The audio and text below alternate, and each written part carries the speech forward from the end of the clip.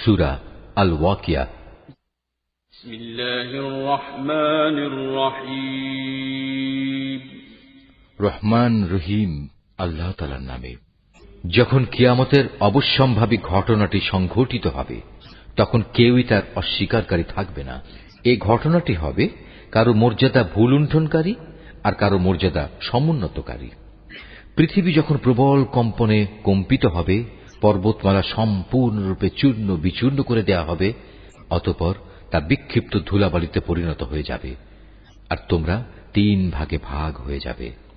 প্রথমত হবে ডান দিকের দল। জানো এই ডান দিকের দলটি কত সৌভাগ্যবান। দ্বিতীয়ত হবে বাম দিকের দল, আর এই বাম দিকের দলটি কত হতভাগা। তৃতীয়ত হবে অগ্রবর্তী ঈমান আনয়নকারী দল। এরাই হল মূলত প্রধান অগ্রগামী দল।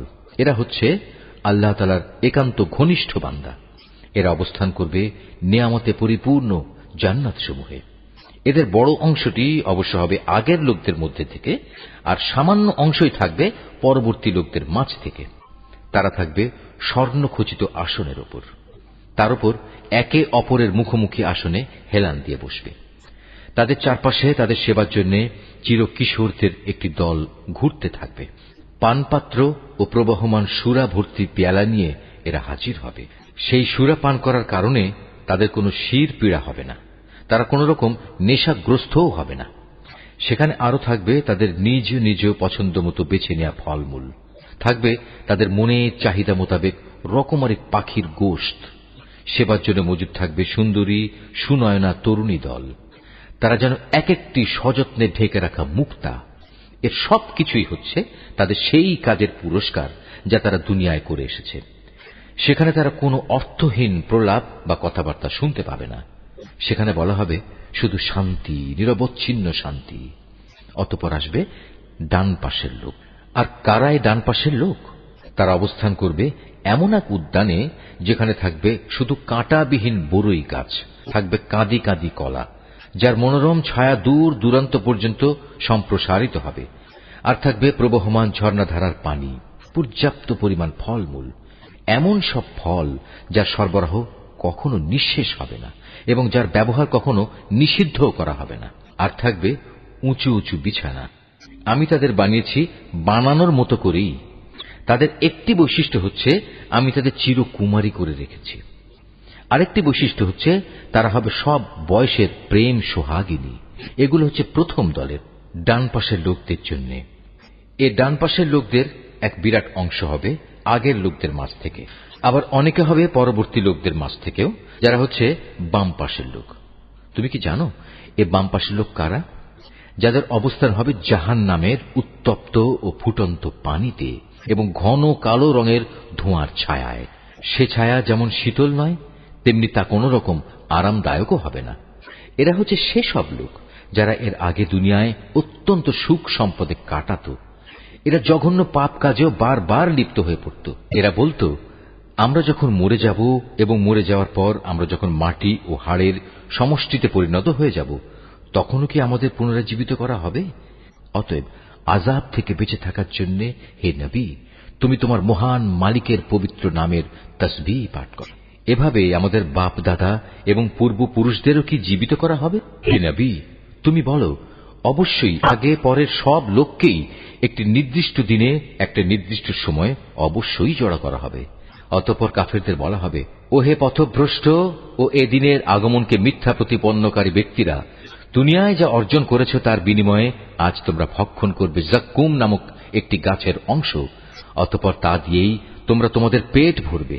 তার উপর তোমরা পান করবে জাহান্নামের ফুটন্ত পানি। তাও আবার পান করতে থাকবে মরুভূমির তৃষ্ণার্ত উটের মতো করে। এ হবে কিয়ামতে তাদের যথার্থ মেহমানদারি। আমি যে তোমাদের সবাইকে পয়দা করেছি এ কথাটা তোমরা কি স্বীকার করছো না? তোমরা যে নারী দেহের একটি ভাণ্ডে এক বিন্দু বীর্যপাত করো, সে সম্পর্কে কখনো কি ভেবে দেখেছ? বলতো, তাকে কি তোমরা পূর্ণাঙ্গ মানুষ বানিয়ে দাও না আমি তার স্রষ্টা? তোমাদের মাঝে সবার মৃত্যু আমি নির্ধারণ করি এবং আমি এ ব্যাপারে মোটেই অক্ষম নই যে তোমাদের বদলে তোমাদের মতোই আর এক দল মানুষ বানিয়ে দেব এবং প্রয়োজনে তোমাদেরই আবার এমন ভাবে তৈরি করব যে কিছুই তোমরা জানতে পারবে না। তোমরা যখন তোমাদের প্রথম সৃষ্টির ব্যাপারটা জানতে পেরেছ, তখন দ্বিতীয়বার সৃষ্টির এ সাবধান বাণী থেকে কেন শিক্ষা গ্রহণ করছো না? তোমরা জমিনে যে বীজ বপন করো, সে সম্পর্কে কি কখনো চিন্তা করেছ? তা থেকে ফসলের উৎপাদন কি তোমরা করো, না আমি তার উৎপাদক? অথচ আমি যদি চাই, তাহলে অঙ্কুরিত সব বীজ খড় কুটায় পরিণত করে দিতে পারি, আর তা দেখে তোমরা হতভম্ব হয়ে পড়বে। তোমরা বলতে থাকবে, হায়, আজ আমাদের তো সর্বনাশ হয়ে গেল, আমরা তো জমিনের ফসল থেকে আজ বঞ্চিত হয়ে গেলাম। কখনো কি তোমরা সেই পানি সম্বন্ধে চিন্তা করে দেখেছ, যা তোমরা নিত্য পান করো? বলতে পারো, আকাশের মেঘমালা থেকে এ পানি কি তোমরা বর্ষণ করো, না আমি এর বর্ষণকারী? অথচ আমি চাইলে এ সুপেয় পানি লবণাক্ত করে দিতে পারি। এসব কথাবার্তা জানা সত্ত্বেও তোমরা কেন আমার কৃতজ্ঞতা আদায় করছো না? আগুন যা প্রতিদিন তোমরা প্রজ্বলিত করে থাকো, তা কি কখনো ভেবে দেখেছ তার মধ্যে আগুন জ্বালানোর গাছটি কি তোমরা সৃষ্টি করেছ, না আমি এর স্রষ্টা? মূলত আমি একে সভ্যতার নিদর্শন করে রেখেছি এবং একে ভ্রমণকারীদের জন্য প্রয়োজন পূরণের সামগ্রী বানিয়ে দিয়েছি। অতঃপর হে নবী, এ সব কিছুর জন্য তুমি তোমার মহান মালিকের মহান নামের মাহাত্ম্য ঘোষণা করো। অতঃপর আমি শপথ করছি অস্তাচলের তারকাপুঞ্জের, সত্যি আমার গোটা সৃষ্টি নৈপুণ্যের আলোকে এ হচ্ছে এক মহান শপথ। যদি তোমরা জানতে। অবশ্যই কোরআন এক মহামর্যাদাবান গ্রন্থ। এটি লিপিবদ্ধ রয়েছে একটি সযত্নে রক্ষিত গ্রন্থে। পূত পবিত্র ব্যতিরেকে তাকেও স্পর্শও করতে পারে না, কেননা তা নাজিল করা হয়েছে সৃষ্টিকুলের মালিক আল্লাহ তাআলার কাছ থেকে। এ সত্ত্বেও তোমরা এই গ্রন্থের আনিত বাণীকে সাধারণ কথাই মনে করতে থাকবে এবং মিথ্যা প্রতিপন্ন করাটাকেই তোমরা তোমাদের জীবিকা আহরণের মাধ্যমে বানিয়ে নেবে। হ্যাঁ, যখন কোনো মানুষের প্রাণ তার কণ্ঠ নাড়িতে এসে পৌঁছে যায়, তখন কেন তোমরা অসহায়ের মতো তাকিয়ে থাকো? এ সময় তো বরং তোমাদের চাইতে আমি সেই মুমূর্ষু ব্যক্তির বেশি কাছে থাকি, কিন্তু তোমরা এর কিছুই দেখতে পাও না। তোমরা যদি এমন অক্ষম নাই হও, তোমরা যদি তোমাদের ক্ষমতার দাবিতে সত্যবাদী হও, তাহলে কেন সেই বেরিয়ে যাওয়া প্রাণ পুনরায় তার দেহে ফিরিয়ে আনো না? হ্যাঁ, যদি সে মৃত ব্যক্তিটি আল্লাহর নৈকট্যপ্রাপ্ত প্রথম দলের একজন হয়ে থাকে, তাহলে তার জন্য থাকবে আরাম আয়েশ, উন্নতমানের আহার্য ও নিয়ামতে ভরপুর এক চিরন্তন জান্নাত। আর যদি সে হয় ডান পাশের দ্বিতীয় দলের কেউ, তাহলে তাকে এই বলে অভিনন্দন জানানো হবে, তোমার জন্য রয়েছে আল্লাহর পক্ষ থেকে শান্তি আর শান্তি, কারণ তুমি তো ছিলে ডান পাশেরই একজন। আর যদি সে হয় আল্লাহ তাআলাকে অস্বীকারী মিথ্যাবাদী পথভ্রষ্ট কোনো ব্যক্তি, তাহলে ফুটন্ত পানি দ্বারা তার আপ্যায়ন করা হবে এবং সে জাহান্নামের কঠিন আগুনে উপনীত হবে। নিশ্চয়ই এ হচ্ছে এক অমোঘ সত্য ঘটনা।